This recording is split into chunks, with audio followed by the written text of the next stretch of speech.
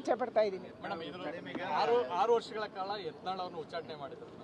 ಇವತ್ತು ಹೊಸದಾಗಿ ನಾನು ಪಕ್ಷ ಕಟ್ತೀನಿ ಅಂತ ಘೋಷಣೆ ಮಾಡಿದ್ದಾರೆ ಮೇಡಮ್ ಯತ್ನಾಳ್ ಅವರು. ಈಗ ರಾಜ್ಯದ ಬೆಲೆ ಏರಿಕೆ ಏಪ್ರಿಲ್ 2ರಿಂದ ಹಾಲಿನ ದರ ಎಲ್ಲ ನಮ್ಮ ರಾಜ್ಯದಲ್ಲಿ ಎಲ್ಲದಕ್ಕೂ ಬೆಲೆಯನ್ನ ಏರಿಕೆ ಮಾಡ್ತಾ ಇದ್ದಾರೆ. ಚುನಾವಣೆಯ ಪೂರ್ವದಲ್ಲಿ ಗ್ಯಾರಂಟಿಗಳನ್ನ ಘೋಷಣೆ ಮಾಡಿದ್ರು. ಇವತ್ತು ಗ್ಯಾರಂಟಿಗಳ ಕಾರಣಕ್ಕಾಗಿ ಬೊಕ್ಕಸ ಬರದಾಗಿದೆ.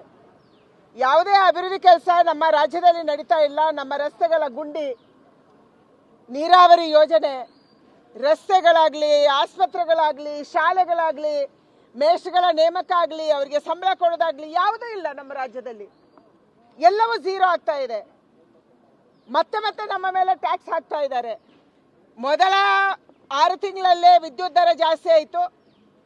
ಹಿಂದೆ ಇದ್ದಂಥ ವಿದ್ಯುತ್ ದರಕ್ಕೆ 1.5 ಪಟ್ಟು ಜಾಸ್ತಿ ವಿದ್ಯುತ್ ದರವನ್ನು ಅವತ್ತು ಮಾಡಿದ್ರು. ಮತ್ತೆ ಇವತ್ತು ಜಾಸ್ತಿ ಮಾಡಕ್ಕೆ